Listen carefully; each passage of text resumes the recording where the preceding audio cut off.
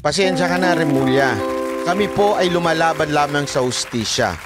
So kung kami ay babantaan mo, naintindihan ko, karapatan mo yan bilang mamamayan na magbanta sa amin. Na keso kami ipapakontempt mo o ganyan-ganyan. Pero alam mo, sinasabi ko sa iyo, sana maging warning na sa iyo yung nangyari sa iyo nitong nakaraan. Pagbali-baligtarin mo mundong ito, ang tunay na hustisya maaaring hindi natin makamit dito sa lupa. Pero huwag mong kakalimutan that after this life, there is true justice. We are fighting for the right things. At binibigyan lang namin ng boses ang lahat ng panig.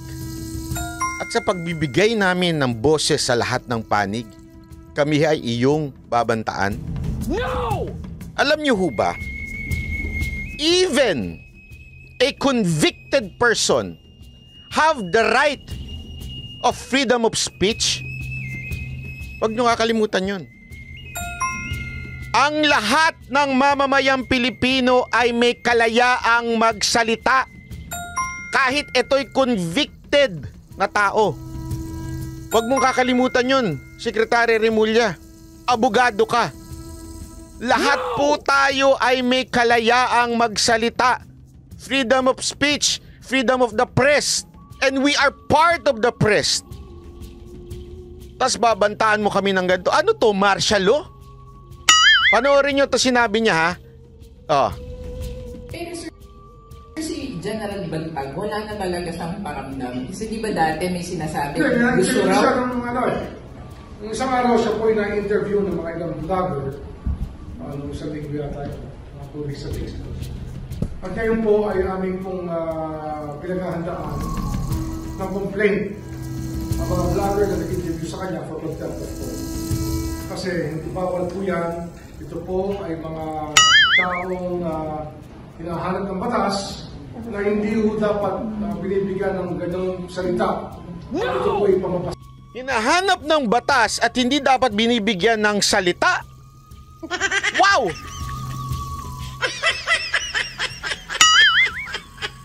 Alam niyo ba na tinanong namin ito sa mga abogado? Even before we interview Bantag, we already ask all the legal matters on this. You know what the ibig sabihin ng contempt of court? At sinasabi niyang kesyo bakit daw binigyan ng pagkakataon magsalita. Unang-una, eto ha, lahat ng abogado nakikinig dyan. Makinig kayo. Correct me if I'm wrong. On the spot. Alam mo ba ibig sabihin ng contempt of court? Dahil pinag-usapan, una, according to the definition ng contempt of court, pag nambastos ka sa korte, sabi niya a person guilty of misbehavior in the presence of so near a court or judge to obstruct or interrupt the proceeding before the same, including disrespecting toward the court or judge, offensive personality toward others, or refusal to be sworn answer as witness to subscribe an affidavit of disposition. Yan yung mga contempt of court. Ano ba mga pwedeng mangyari pag nag-contempt of court? Diniscuss yung kaso. Di ba? Sino ang dapat ma-contempt of court? Kami bang nag-interview? Anak naman ng wewe, oh. Ang nako-contempt of court, yung mga involved na partido, yung mga party.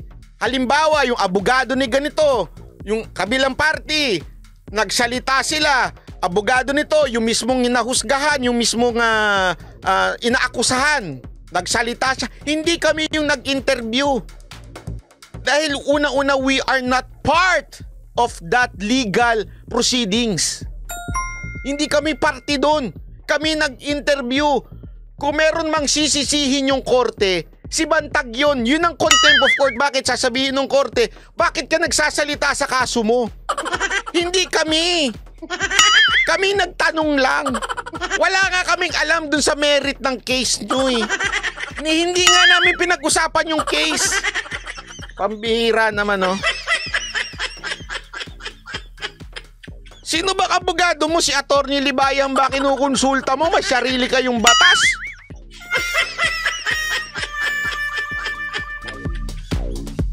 Kaya nga, Ako I challenge kung merong abogado dito. Tanungin ko kayo, is that even contempt of court?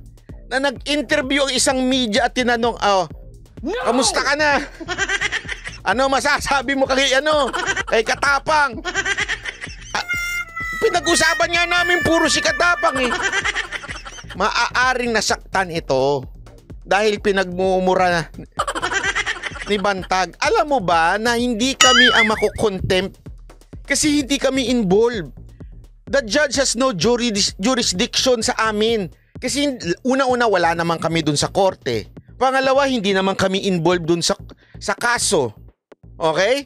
Kaya wala sa amin na magsasabing pinakikialaman namin yung case. Paano namin pakikialaman yung case? Hindi nga kami kasali doon. Hindi nga namin alam yung case. Pambira naman, no? Pero may sundot pa siya. Kaya tingnan mo, biglang nagbago. Tingnan nyo, ha? Observe nyo, biglang nagbago siya ng statement. Proseso daw. Yung proseso daw ng court.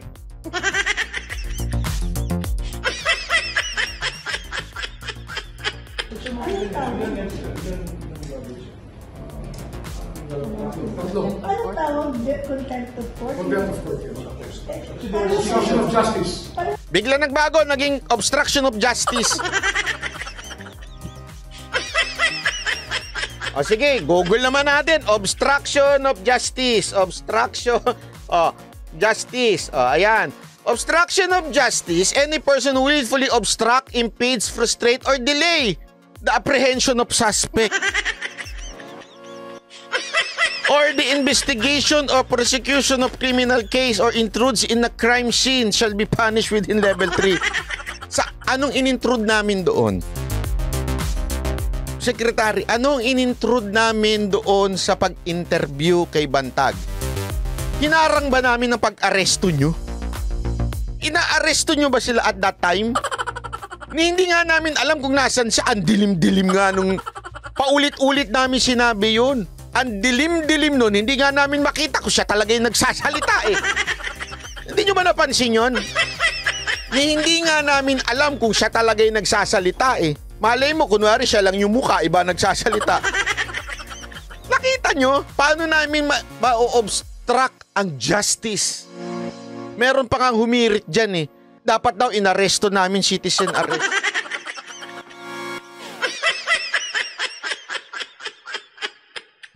Alam nyo ho ba pag nagbigay ka ng warrant, naka-specific doon na any law enforcer. Hindi ho kami law enforcer. Ang sakit mo sa banks. Sorry, pasensya ka na, Rimulya. Ang sakit mo sa banks. Ano yun, sir, sa judiciary?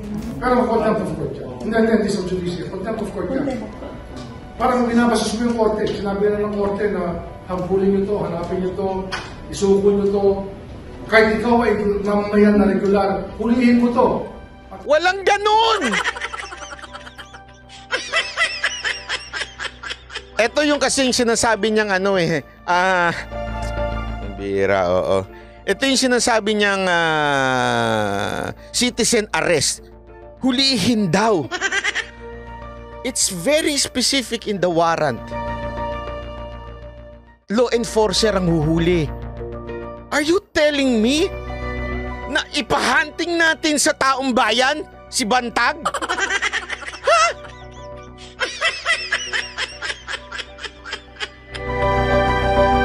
Are you even serious, Secretary Rimulya? Ordinary citizen, hulihin natin si Bantag. Ipapahamak mo yung ordinary citizen. Ano to? Vigilante? Binibigyan mo ng weapon ng mga mamamayan? Bibigyan mo ng, sabi ni Rimulya, pwede nating ulihin to.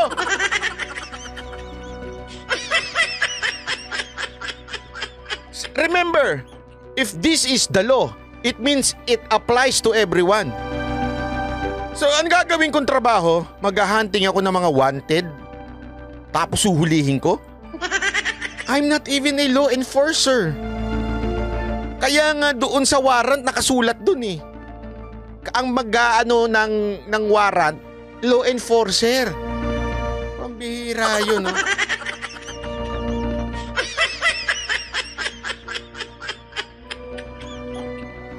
din siya ng batas. As citizen's arrest. Pero, di ba? Yun ang ibig sabihin ng warrant of arrest. Eh. Kahit regular person ka, pwede mo ulihin. Kaya pag ikaw yung vlogger, regular person ka, pag ito ay tinulungan mo, eh parang Tinulungan? Saan namin tinulungan? Grabe ho ito si Secretary Remulla. Pasensya ka na, Secretary Remulla. Baka ang sinasabi mo, tinulungan namin maibigay sa taong bayan yung side ni Bantag.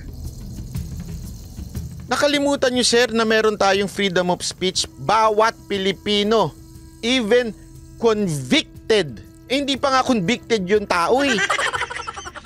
Jim Lord, nakadeclare nga armed and dangerous si Bantag. Oo nga eh. Tapos gusto mo hulihin ng taong bayan?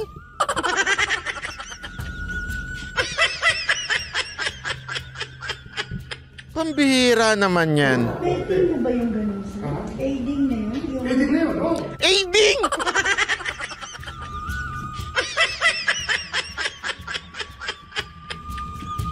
Paano naging aiding yun? In-interview lang namin, aiding na. Saan namin tatago? Sa bulsa ko? Hindi, joke lang nun, syempre. Pero una-una, hindi nga namin alam kung asan siya. As in, hindi ho namin alam. Hindi ho kami direktang nakikipag-usap sa kanya para makontak siya, ibang tao. Hindi ho kami yun. At uulitin ko, kami ho ay hindi ordinaryong vlogger. Kami ho ay parte ng media.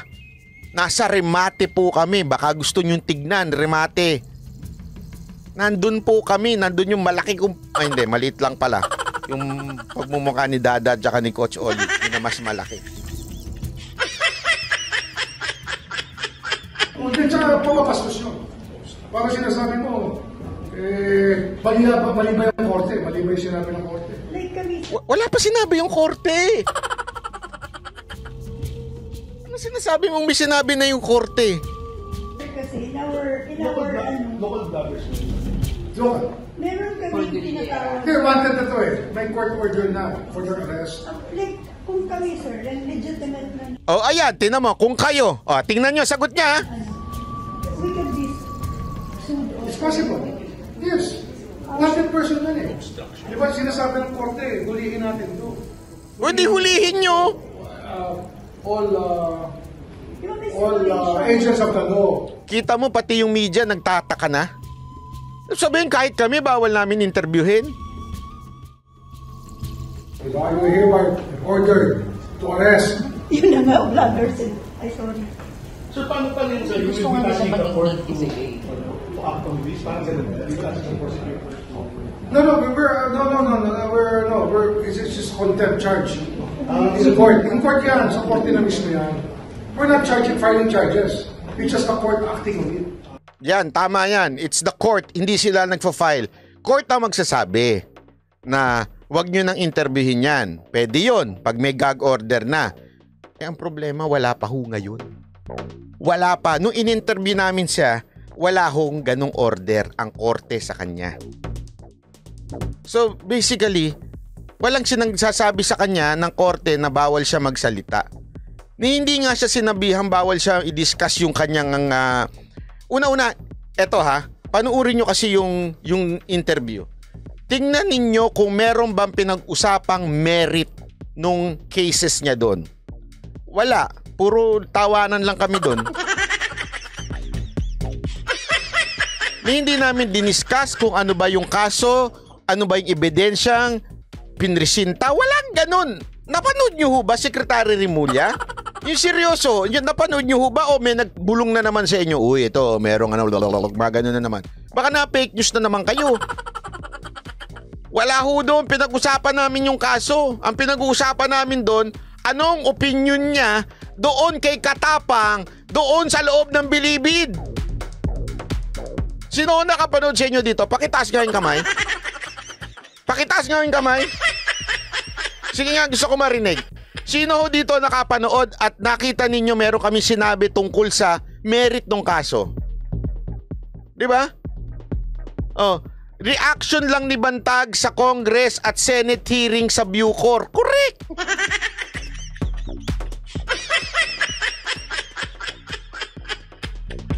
Di ba? Yun lang yun eh. Meron kaming pinag-usapan tungkol sa, kamusta na kaso mo? Ano nangyari? Pambihira.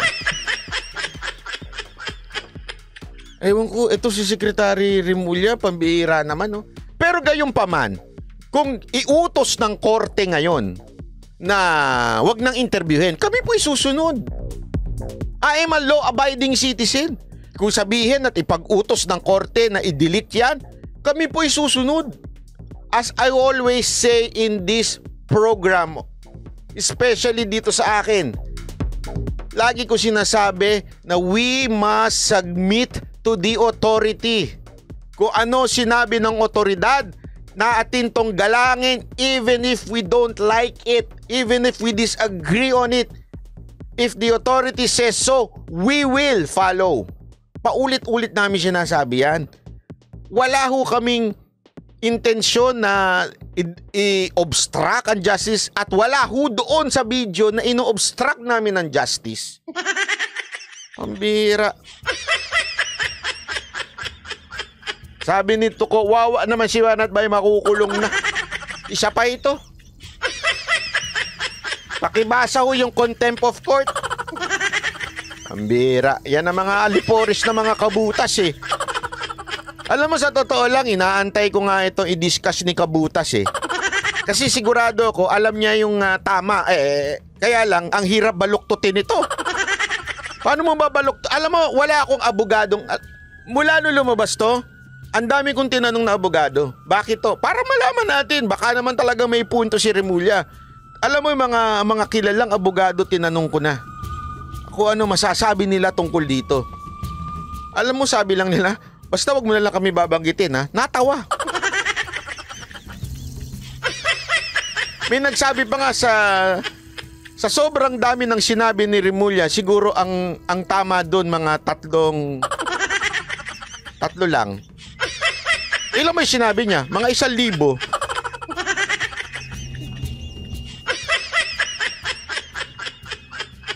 Oh.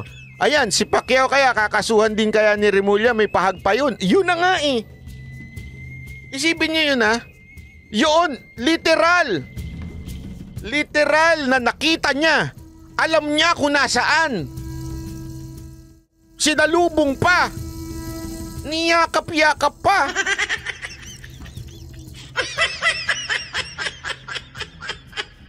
Tapos ang pag-iinitan niya, ordinaryong Pilipino na tulad namin. Alam mo, ito ha. Ako'y nananawagan sa lahat ng mga vloggers. Pag hindi nyo papalagan yung ganitong klaseng sistema ng ating gobyerno, darating ang panahon, lahat tayo patatahimikin na. Hindi ko sinabing labanan ninyo si Remulla, that's not what I mean. Hindi ko sinabing you disobey Remulla, hindi yun ang ibig ko sabihin. Ang sinasabi ko, tayo ay manindigan bilang social media influencer na dapat lahat tayo ay may kalayaang magsalita laban sa mga maling ginagawa ng ating mga government officials. Kalayaan po natin ito. Maaring ang mali ka eh. Yung opinion mo maaring mali. Pero malaya ka pa rin sabihin ito. Di ba yan nga yung sinasabi ni Pangulong Duterte noon? I will protect you even if you are against me. Because it is part of your right. We are in a democratic country. Yun ang huling kita ko sa bansa natin. Unless,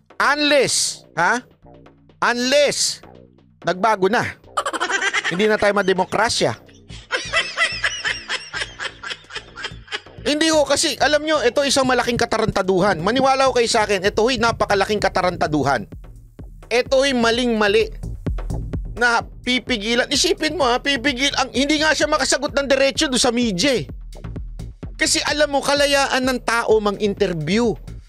Remember, hindi naman po kami ang nagsabi ng mga tungkol sa kaso. Hindi, tinanong lang namin yung tao. O ano masasabi mo dito? Ano masasabi mo ganyan? Sa pagsabi mong kami ay ipapakontempt mo, para mo na rin sinasabing wala ng kalayaan magsalita si Bantag. which is definitely wrong. Why? Still, sabi ko nga sa inyo, i-google ninyo, even convicted people, they have the right of freedom of speech. Di ba bakit si De Lima nakakapagsalita pa? Ang mali, yung magdala ng cellphone. Tama ho yun. Pero marami sa inyo nagtataka, bakit may pasulat-sulat pa siya? Kalayaan niya ho yun eh. Kalayaan niya ang magsulat. Nakakulong na yun ha, kalayaan niya. As long that she will not discuss the case. Kaya nga tatanong ko kayo eh, kayo mga nakapanood, diniscuss ba ni Bantag yung kaso niya? Wala.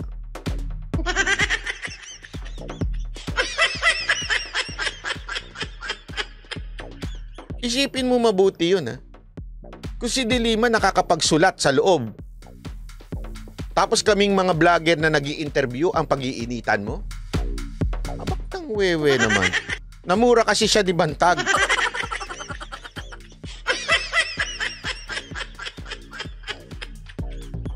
Ewan ko kung sino nagpayo dito kay Secretary Remulla sa pagsasalita niya ng ganito.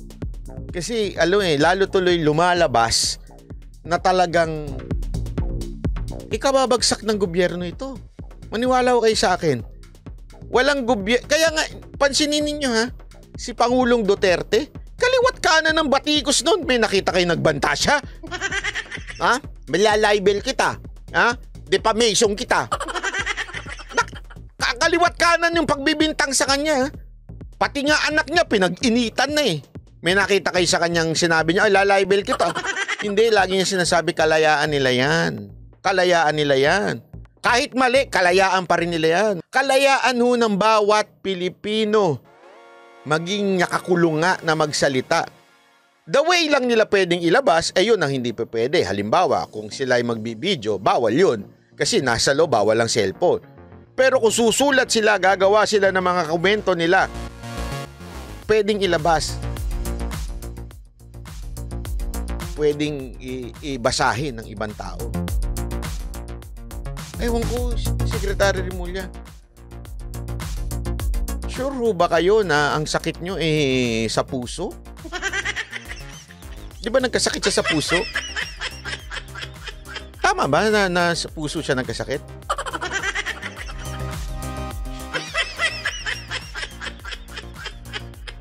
Di ba? Sure kayo doon? Baka sa iba.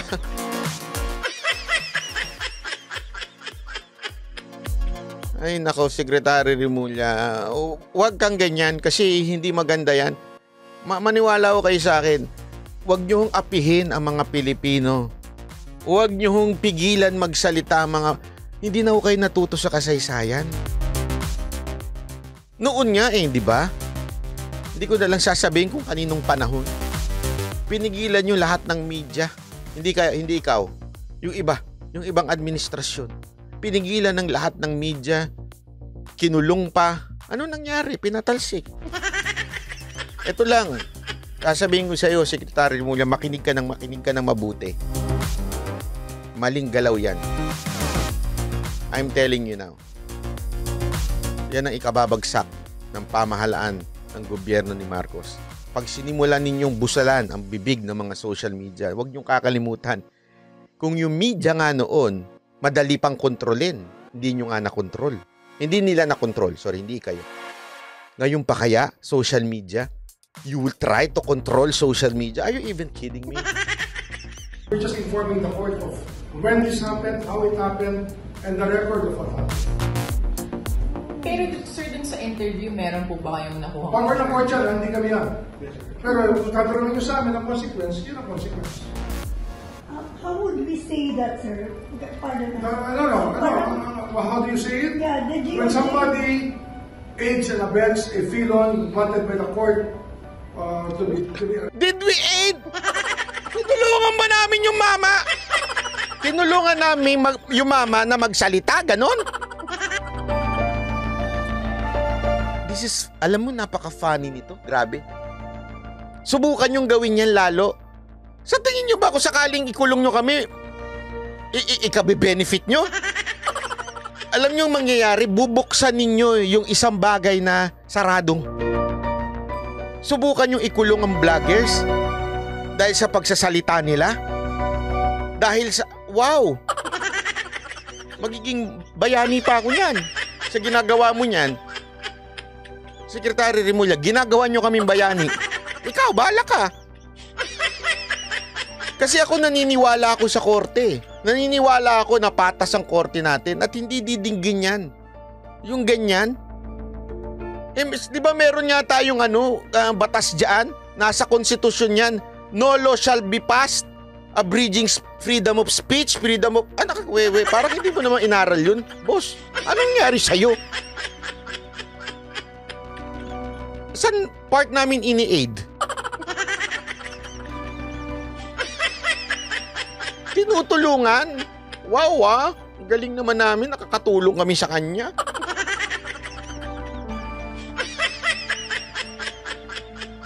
Sabi nito isa, sinira na nga niya, sabi ni Bry. Sinira na nga niya, boss, ang essence ang ATL, yung anti-terrorism law.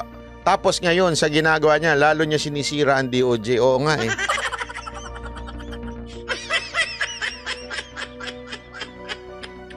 Hindi ako. Eto, Secretary Remulla. Eto ha, makinig ka. I'm giving you one day to say na fake news ka. Joke lang. Biro lang! Bumanta! Hindi. Biro lang. Nagjo-joke lang po ako dun, ha? Hindi po kita binabanta. Hindi kasi alam mo na, funny talaga to. Funny. Sabi ko, aling part doon? Ewan ko ba kung pinakinggan niya o pinanood niya? Siguro binalita lang sa kanya, hindi naman niya pinanood. Hindi ba? Parang, pinanood mo ba talaga yung interview namin? Wala nga kami pinag-usapan tungkol sa kanya eh. Hindi niyo napansin? Wala kami pinag-usapan tungkol sa kanya kung hindi si Katapa. I mean, ng kanya hindi namin pinag-usapan yung kaso ni Bantag. Hindi namin pinag-usapan si Bantag. Ang pinag-usapan namin, ano masasabi mo doon sa mga nangyayari sa loob ng Bilibid? Yun ang pinag-usapan namin. Pangalawa, yung mga kongresista na nangungurap. Yun lang pinag-usapan namin. Sabi ni Drogon, grabe ka naman, tunog libayan. Oo nga, tunog libayan. Yung style niya, tunog libayan. Then it is an affront to the court. Is it When correct you to thumb say, your nose at the court. is it correct to say DOJ would file a manifestation? No, we will just, probably, we will let it be known. Maybe a manifestation will suffice. Sir, may nakuha tayong information from that interview kung nasaan sila. Wala. Wala naman. Pero Wala namang... Wala nga, di ba? Hindi nga siya nagsalita kung asan siya. Pambihira, oh. Pero nasa public record naman yung interview yun. Nandun pa eh. Ayun. Naka-post pa ngayon, di ba? So continuing contempt of court yan. Continuing contempt of court. Ibang level. Continuing...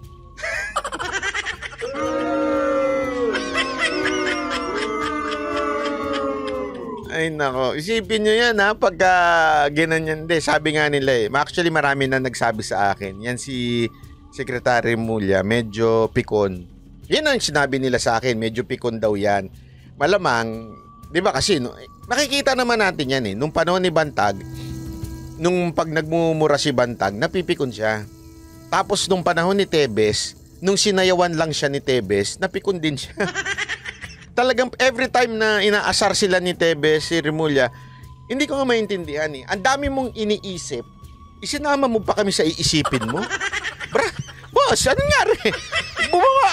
Hindi naman ito sabi ko nga, nung iniisip ko yun, sabi ko, hala, si Secretary, ang tinatarget lang niya noon, si Bantag, tapos naging congressman.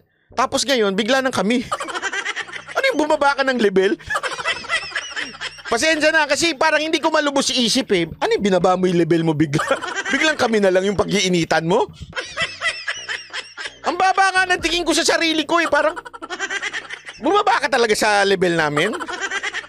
Paano nangyari yun? Itaas mo naman. Ang taas-taas mo, sekretary ka na. Pati ba naman yung level ng vlogger? Pakikialaman mo. Ano ba yun? Pambira ka naman, Secretary Remulla. Oo. Hindi naman. Alam ko namang may nakikinig naman sa atin. Pero I never thought of, pati kami pakikialaman pa kami. Magiging threat pa kami sa inyo. Ano ba yun? Hindi naman, 2,000 to 3,000 lang naman kada gabi nanonood. Bakit naman kailangan yung matreat? Hindi, alam mo, minsan napapaisip tuloy ako, talaga may epekto yung movement natin. Alam nyo kung bakit? Yung ratings nga ni Pangulo Marcos dumausdos dahil nga kay Tebes. Isipin nyo ito hindi lang sa amin to. Okay, linawin ko we're not getting all the credit. No. Nandiyan sila Jojo. Ang dami pa. Marami pang ibang vloggers na hindi ko na lang mababanggit sa inyo kasi hindi ko memorize yung kanila mga vlog. Pero marami pa pong vloggers na nag-discuss kung bakit sablay yung mga bintang nila kay Tebes, kay Bantag. Maraming Bantag vloggers. Kay Tebes, ang talagang merong kasalanan dyan, si Jojo, di naman ako Mas marami pang alam si Jojo sa akin, mas marami pang inilabas yan kaysa sa akin. Ewan ko nga ba dyan Siguro bayaran ni Tebes. Biro lang Hindi, di ba, naintindihan niyo ibig ko sabihin? Marami kasi ang namulat. Di ba? Marami yung napaisip na, oo nga, di ba, si Tebes, meron siyang connotation na bad man, yung masamang tao. Pero nung unti-unting nadidiscuss ng mga vloggers yung the truth behind what really happened doon sa Tebes issue, na marami namulat ang isip They don't like Tebes, pero alam nilang ginagago at pinag-iinitan si Tebes. Yun naman kasi ang importante dito We are not here for you to like Tebes or Bantag. No, that's not our goal. We are here to tell you ano ba yung mali sa mga ginagawa ng gobyerno natin tungkol sa mga taong ito.